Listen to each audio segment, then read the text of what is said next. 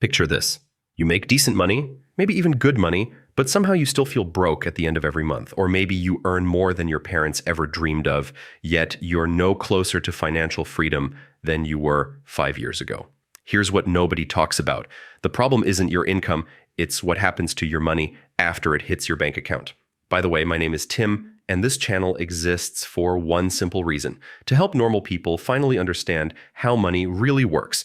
If you want calm, simple explanations about saving, investing, and building real freedom over time, hit subscribe to Tim Invests so you don't have to figure all of this out alone. Most people think wealthy individuals have some secret investment strategy or insider knowledge about the stock market. The truth is far more boring and far more powerful. They follow a simple formula that works regardless of whether you're earning $30,000 or $300,000 a year. Today, we're going to break down this exact system, and by the end, you'll understand why most people stay financially stuck while others build real wealth using the same basic principles. The system I'm talking about is called the wealth allocation formula, and it's built around specific percentages that determine where every dollar you earn should go. Think of it like a recipe. You wouldn't bake a cake by throwing random ingredients together and hoping for the best. Your money deserves the same systematic approach. Here's the simple version up front so you're not left waiting. 15% for your future. 65% for your fundamentals. 20% for guilt-free fun. That's the money formula the rich actually use in some form, whether they call it by that name or not. But before we dive into each piece, let's address the elephant in the room.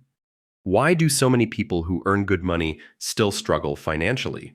It comes down to something economists call lifestyle inflation, but I prefer to think of it as financial quicksand. You get a raise, so you upgrade your apartment. You get a bonus, so you buy a nicer car. Before long, you're earning twice what you made 5 years ago, but feeling just as financially stressed as before. This happens because most people let their expenses expand to match their income instead of creating intentional boundaries. Without a system, your money will always find creative ways to disappear, usually on things that don't actually improve your life in meaningful ways. The wealthy understand something fundamental that most people miss completely. Building wealth isn't about earning more money. It's about creating a systematic approach to managing whatever money you do earn. This is why someone making $60,000 can build substantial wealth, while someone making $100,000 stays broke. Let's start with the most critical piece of this puzzle, the 15% for your future self. 15% of everything you earn should be set aside for your future self. Not for bills, not for entertainment, not for that thing you've been wanting to buy. This money has one job, and that job is to work for you while you sleep. I know 15% might sound like a lot, especially if you're already feeling stretched thin, but understanding why this number matters will completely change how you think about it. This 15% serves two essential purposes, and both are critical to your financial success.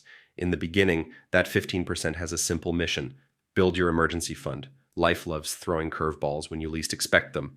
Your car breaks down right after you've paid all your monthly bills. You face an unexpected medical expense. Your company downsizes and you're suddenly job hunting. Without a financial cushion, these situations create panic, not just inconvenience. When you don't have money set aside for emergencies, you end up reaching for credit cards or taking on debt that follows you around for months or years. But when you have that 15% working for you, these situations become manageable problems rather than financial disasters. You handle the issue, move forward, and sleep better knowing you're prepared for whatever comes next. Once you've built a few months of expenses as an emergency fund, that same 15% gets promoted. It stops just sitting in cash and starts flowing into real investments. This is where things get really interesting. This is what separates people who stay comfortable from people who build actual wealth. This money doesn't just sit in a savings account earning practically nothing. It gets put to work generating more money for you. This is where compound interest becomes your best friend. When your money starts earning returns and those returns start earning their own returns, you create this snowball effect that transforms modest contributions into substantial wealth over time. Einstein supposedly called compound interest the eighth wonder of the world. And whether he actually said that or not, the sentiment is absolutely correct. Let me show you exactly how this works with a simple example that will probably change how you think about starting early versus starting later. Imagine two people, Maria and David, who both want to build wealth but take different approaches to timing. Maria decides to invest $10,000 when she turns 30. She finds investments that earn 6% annually, which is actually quite conservative compared to historical market performance. She doesn't add another penny to this investment for the next 20 years. When Maria turns 50, that original $10,000 has grown to over $32,000. David takes a different approach. He waits until he's 40 to start investing, but then contributes $2,000 every single year for 10 years. He earns the same 6% annual return as Maria. By the time David turns 50, he's invested $20,000 total, and his account is worth about $28,000. Here's what's fascinating about this comparison. Maria invested half as much money as David, but ended up with more wealth. The difference came down to giving her money more time to compound and grow. Those extra 10 years of growth made all the difference, even though she never added additional contributions. This example illustrates why the 15% rule is so powerful when you start early. Even small amounts of money can grow into substantial wealth when given enough time to compound. The beautiful thing about compound interest is that it accelerates over time. The growth you see in year 20 is dramatically larger than the growth you see in year 5. To make it concrete, imagine you earn $60,000 per year after tax. 15% of that is $9,000 a year, or about $750 per month. That's your future self line in the budget: first emergency fund, then investments. You're not waiting for extra money to appear. You're telling the first slice of every paycheck where to go. Now, you might be wondering where exactly this 15% should go once your emergency cushion is in place. The wealthy understand that governments actually give you special accounts designed to help you build wealth more efficiently. These accounts come with tax advantages that can significantly boost your returns over time. If you're working for an employer, there's a good chance they offer some kind of retirement plan with matching contributions. This is literally free money, and it's probably the best return on investment you'll ever find. When your employer matches your contributions, you're getting an instant 100% return before your money even gets invested. The key is making sure you contribute enough to capture the full employer match. If your company matches up to 5% of your salary and you're only contributing 3%, you're leaving free money on the table. That's like finding a $20 bill on the sidewalk and deciding to only pick up $10 of it. Beyond employer plans, there are individual accounts that offer tax advantages for long-term savers. These accounts allow your investments to grow without being diminished by taxes along the way, which can add up to tens of thousands of dollars in additional wealth over a lifetime. The strategy the wealthy use is simple. Max out these tax-advantaged accounts first, then move on to regular investment accounts if you still have money to invest. It's like getting a discount on building wealth. And the government gives you these discounts as an incentive to save for your future. When it comes to actually investing this money, the wealthy have another approach that might disappoint anyone looking for excitement. They keep it incredibly boring.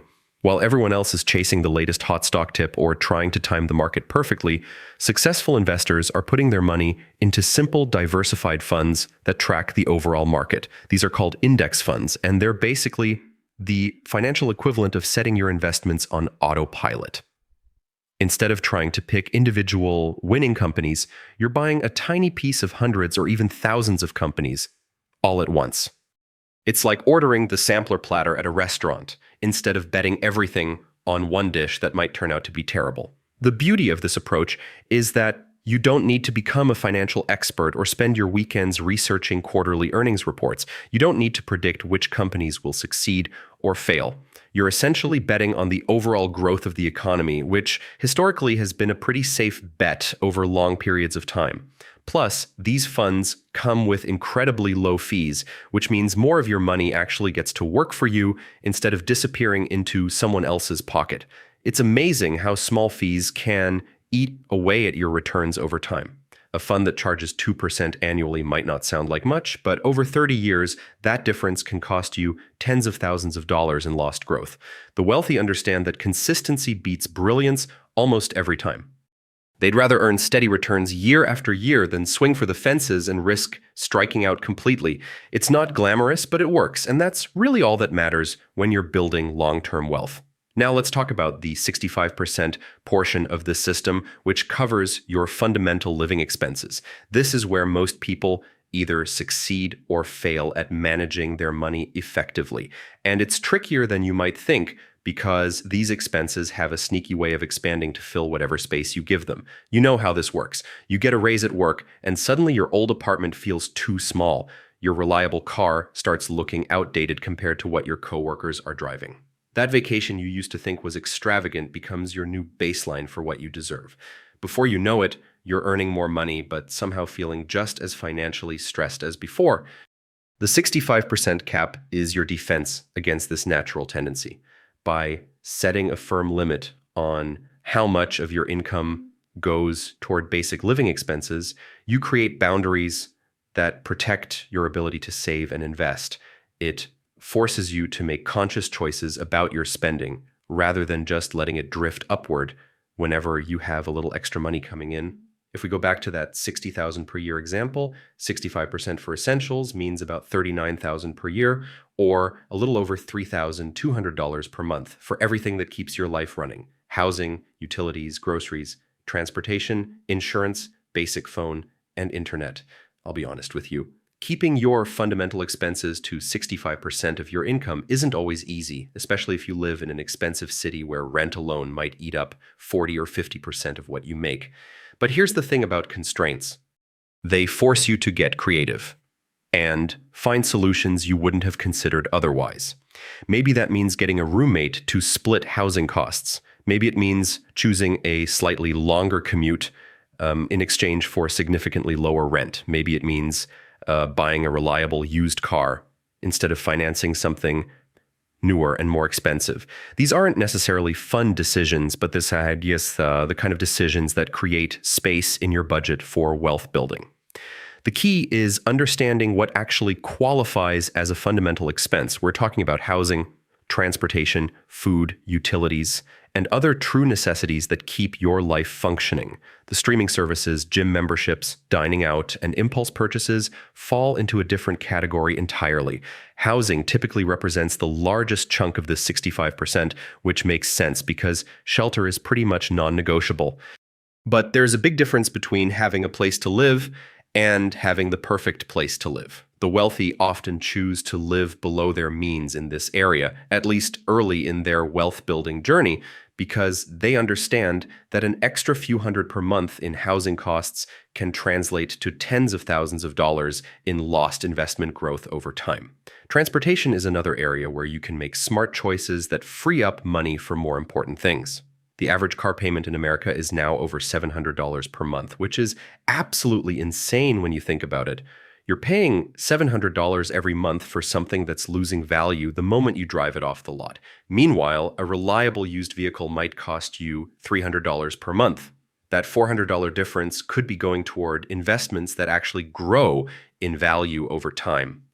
After 10 years, that $400 per month invested at reasonable returns could be worth over $60,000. Suddenly, that shiny new car doesn't look like such a great deal anymore. Food is where things get interesting because this category spans everything from genuine necessities to pure entertainment. You need to eat to survive, but you don't need to spend $15 on avocado toast or order takeout 5 nights per week.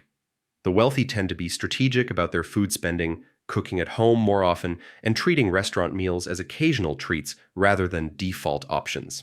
The goal isn't to live like a monk or deprive yourself of everything enjoyable. It's about being intentional with your spending in these fundamental categories so that you create room for the fun stuff while still building wealth. And that brings us to the final piece of this puzzle, the 20% for joy. The 20% portion of the system might be the most important part of all, even though it's the one that people often feel guilty about. This is your permission slip to enjoy life without sabotaging your financial future. It's money set aside specifically for entertainment, hobbies, spontaneous purchases, and whatever else brings you joy. On that same $60,000 per year example, 20% is $12,000 a year. or about $1,000 per month, pre-approved for fun. Vacations, gadgets, date nights, concerts, hobbies, this is where that money lives. You might be wondering why wealthy people would deliberately budget money for fun when they could be investing every possible dollar. The answer comes down to psychology and sustainability. People who try to save and invest every spare penny often end up burning out and abandoning their financial plans entirely. It's like trying to stick to an impossibly strict diet. Eventually, you're going to crack and binge on everything you've been denying yourself. The 20% rule prevents this financial binge and purge cycle by giving you permission to spend money on things you enjoy, guilt-free. When you know that 20% of your income is designated for fun, you can make those purchases without feeling like you're derailing your long-term goals. This psychological aspect is crucial because building wealth is a marathon, not a sprint. You need to create a system that you can stick with for decades, not just for a few months when your motivation is high. The wealthy understand that a sustainable plan you actually follow is infinitely better than a perfect plan you abandon after 6 months. Plus, there's actually fascinating research that backs up this approach. Studies show that people who give themselves spending flexibility are significantly more likely to stick with their savings goals over the long haul. It's counterintuitive, but allowing yourself to spend money actually helps you save money. This 20% can cover everything from that morning coffee ritual that keeps you sane to the occasional shopping spree to planning actual vacations without feeling like you're stealing from your future retirement fund. The key word here is intentional. You're not accidentally overspending and then feeling guilty about it later. You're deliberately allocating this money for enjoyment because you understand that life is meant to be lived, not just endured, while you wait for some magical future moment when you'll finally have enough money to be happy. Here's where most people mess this up, though. They either skip this step entirely and try to save every possible dollar, which leads to burnout and resentment, or they flip to the other extreme and treat every purchase as falling under the 20% umbrella, which obviously defeats the entire purpose of having categories in the first place. The wealthy are disciplined about this boundary. When the 20% is gone for the month, it's gone. They don't borrow from next month's fun money, and they definitely don't start dipping into the 15% that's supposed to be working for their future. Now let's talk about something that nobody wants to discuss, but everybody needs to hear. This system sounds simple in theory, but implementing it in real life can feel impossible when you're already stretched thin financially. If you're currently spending 90% of your income just to survive, then hearing about this system might feel more frustrating than helpful. But here's the thing about financial transformation that most people don't understand. It doesn't happen overnight, and it doesn't require you to completely overhaul your entire life in one dramatic move. The wealthy didn't get where they are by making perfect decisions from day one. They got there by making slightly better decisions consistently over time. If you can't do 15% right now, start with 5%. If 65% for essentials seems impossible, aim for 75% and work your way down. The specific numbers matter less than developing the habit of living within intentional boundaries. Once you prove to yourself that you can stick to whatever percentages you choose, you can gradually adjust them to match the full system. The beautiful thing about this approach is that it grows with your income. When you get that raise or promotion, the dollar amounts in each category increase, but the percentages stay the same. This prevents lifestyle inflation from completely eating up your additional income while still allowing you to enjoy some of the benefits of earning more money.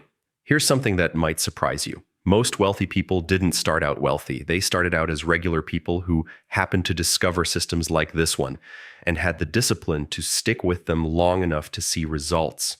The difference between them and everyone else isn't intelligence or luck or having rich parents. It's consistency and patience. The hardest part isn't understanding the math. The hardest part is sticking with it when your friends are upgrading their lifestyles and you're still driving that reliable used car. The hardest part is saying no to purchases that would feel good in the moment, but would compromise your long-term goals. But here's what makes it worth it. Every month that you follow this system, you're buying yourself options. You're buying yourself the option to take risks in your career because you have a financial safety net. You're buying yourself the option to retire comfortably instead of working until you die.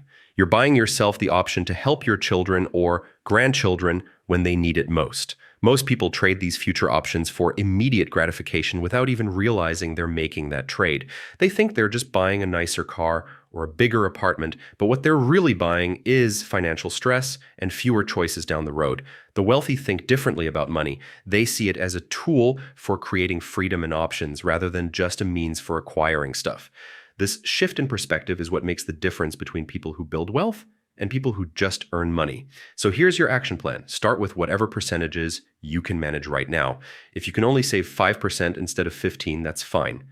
If you need 70% for essentials instead of 65, that's fine too. The important thing is starting and being consistent about it. Set up automatic transfers so that your savings happen before you have a chance to spend the money elsewhere. Make it as easy as possible to do the right thing and as hard as possible to make impulsive financial decisions that derail your progress. Track your spending for a month so you understand where your money actually goes. Most people are shocked when they see the reality of their spending patterns written down in black and white. You can't manage what you don't measure, so start measuring. Remember that building wealth is a marathon, not a sprint. The decisions you make today might not feel significant, but compounded over years and decades, they become the difference between financial freedom and financial stress. Your future self is counting on the decisions you make right now. This isn't some revolutionary secret that only billionaires know about. It's basic math wrapped in discipline, which apparently makes it rarer than it should be. Start with whatever you can manage, be consistent about it, and watch compound interest do what it does best. Your future self will either thank you or wonder why you waited so long to get started. The choice is yours, and if you want someone to keep walking through this calmly, step by step, make sure you're subscribed to Tim Invests so you don't have to figure the money formula out on your own.